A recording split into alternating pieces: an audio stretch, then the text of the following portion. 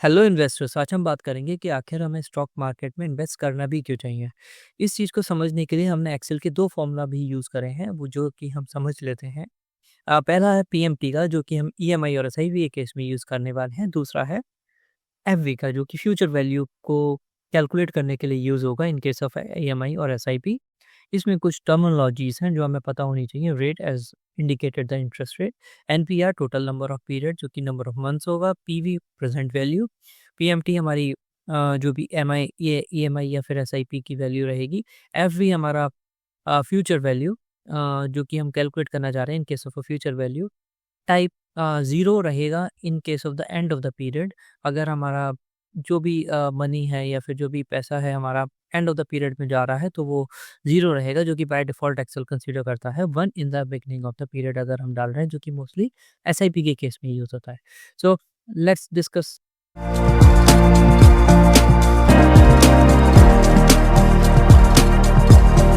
चलिए डिस्कस करते हैं। ये समझने के लिए कि हमें स्टॉक मार्केट में आखिर क्यों इन्वेस्ट करना चाहिए, हमें ये भी समझना ज़रूरी है कि हमें मनी क्यों सेव करना चाहिए। इसको समझने के लिए हमने एक उदाहरण लिया है।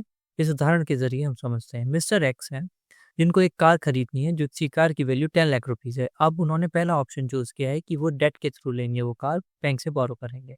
एक्सेल पे समझते हैं कि इस सिनेरियो में क्या होगा, राइट? अब उन्होंने 10 लाख की कार चूज़ करी है, जिसका बैंक उन्हें इंटरेस्ट रेट दे रहा है 9%। जो कि एक जनरलाइज़्ड रेट है, और टेन्योर हम 7 ईयर्स ले रहे हैं, जो कि मंथ्स में 84 मंथ्स हो जाता है। अब ईएमआई कितनी पड़ेगी, इसे हम पीएमटी के फॉर्मूला के थ्रू निकालेंगे। रेट हमारा पड़ रहा है 9%, इसको 12 से डिवाइड करेंगे, पर मंथ हो जाएगा।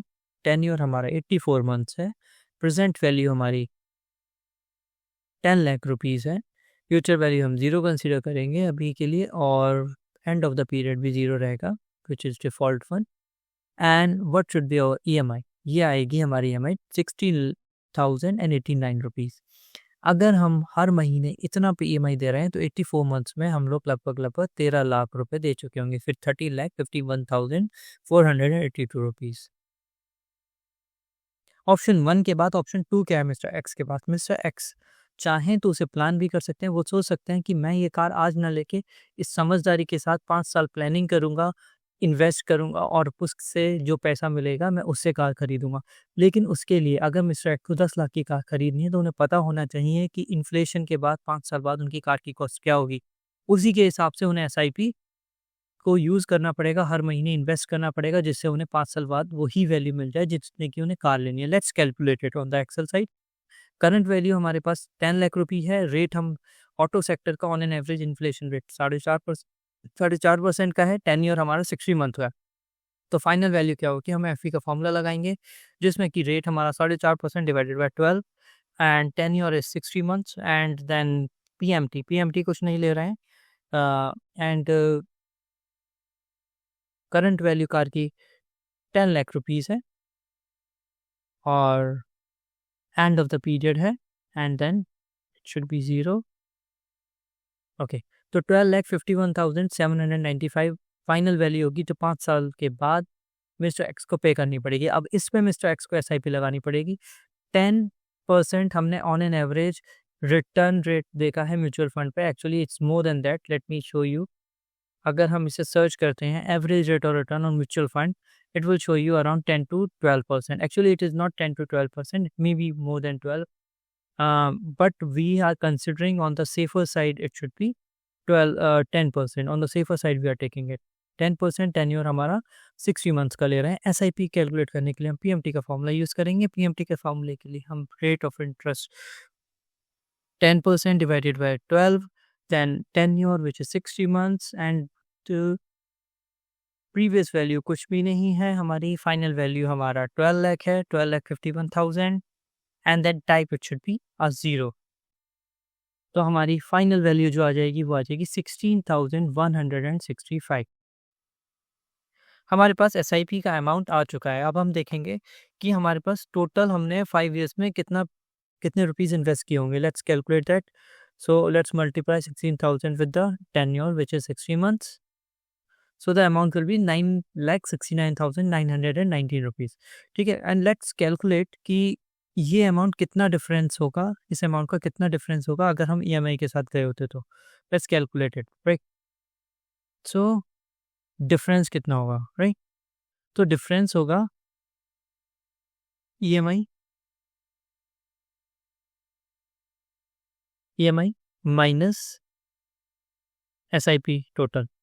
तो हम लोगों ने डिफरेंस कैलकुलेट कर लिया कि कितना डिफरेंस आएगा अगर हम लोग एसआईपी के रूट से जाते हैं 5 साल में। हम लोग ऑलरेडी 3,81,000 रुपीज़ सेव कर पाएंगे, जो कि हमारा प्रॉफिट अमाउंट होगा, राइट। हम एक अब हाइपोथेटिकल सिनेरियो लेते हैं कि हमने 7 साल तक ईएमआई का पे करी थी और इसी टेन्योर तक हम लोग एसआईपी भी अगर पे करते रहे, we will not stop it. Even though हमारे पास कार आ चुकी है, हम लोग ऑलरेडी पैसा सेव कर चुके हैं, बट फिर भी हम लोग उसको कंटिन्यू रखेंगे। तो क्या रहेगा, हम लोग के पास एसआईपी कितने की रहेगी, सेम 16,000।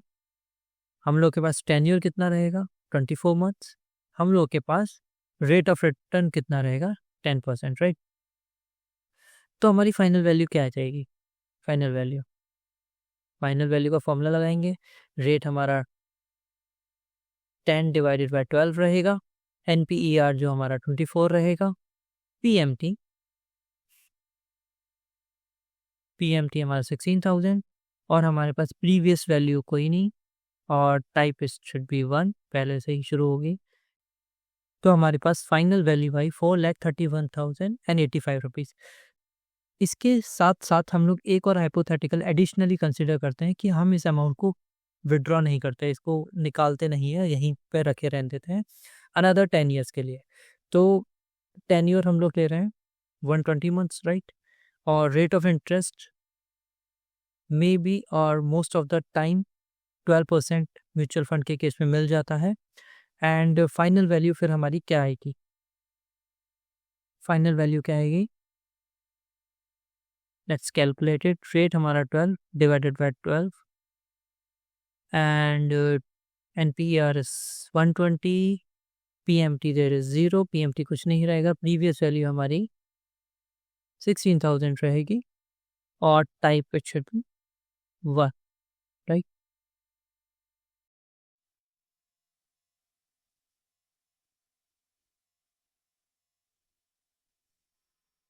तो आप देख सकते हैं इट विल बी 14,22,750 रुपीज़। जैसा कि हमने हाइपोथेटिकल सिनेरियो में डिस्कस किया, उधारी से बचिए, इन्वेस्ट करिए, एसआईपी में इन्वेस्ट करिए और प्लानिंग के साथ अपने गोल्स अचीव कीजिए और साथ ही साथ वेल्थ क्रिएट कीजिए। इस छोटे से एग्जाम्पल से, एक छोटी सी समझदारी से आप देख सकते हैं इन 25 ईयर्स अगर आप कोई व्यक्ति 25 साल की उम्र में कार लेता है और ये एग्जाम्पल फॉलो करता है, then that person will have 84 lakh rupees at the age of 50। Can you imagine that? 50 साल की उम्र में 84 लाख रुपीज होंगे उसके पास, एक सिंपल सा रूल फॉलो करके। So that's what we have to go for it.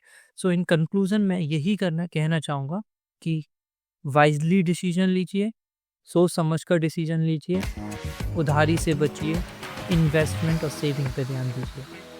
अगर इसके अलावा आप कोई और वीडियो चाहते हैं मैं बनाऊं, आपके साथ डिस्कस करूं, तो प्लीज़ कमेंट सेक्शन में मेंशन कीजिए और आपका कोई भी सवाल हो तो कमेंट सेक्शन खुला हुआ है। Thank you so much. With this take care, जय हिंद।